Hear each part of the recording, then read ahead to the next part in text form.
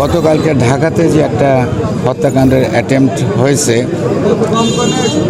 এটাতে মনে হয় যে একটা সংঘবদ্ধ দেশি এবং বিদেশি চক্রান্তকারীরা এই ঘটনাগুলো ঘটাইতেছে। আর বিশেষ করে ঢাকাটা আমাদের কাছে খুবই দুঃখজনক যে আমাদের একজন ক্যান্ডিডেট, একজন নেতা, আমাদের স্ট্যান্ডিং কমিটির সম্মানিত সদস্য মির্জা আব্বাস সাহেবকে ইমপ্লিকেট করার চেষ্টা করছে।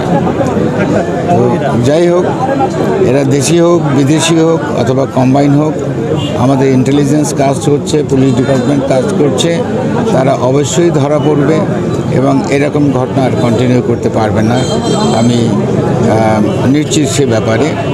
এবং এই জঘন্য ঘটনার প্রতিবাদে বাংলাদেশ জাতীয়বাদী দল অর্থাৎ আমাদের বিএনপি বাংলাদেশের সমস্ত শহরে, সমস্ত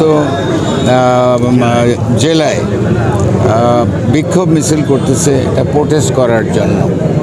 এবং আপনারা জানেন আমাদের বিক্ষোভ মিছিল বা এই ধরনের অ্যাক্টিভিটিসের সবচেয়ে সম্মুখভাবে থাকে আমাদের তরুণরা। তো আজকেও দেখতেছেন আমাদের তরুণ কলিগরা, আমাদের বন্ধুরা, আমাদের স্নেহস্পদরা, তারাই সম্মুখ সারিতে আছে এবং তারা এই মিছিল পরিচালনা করতেছে।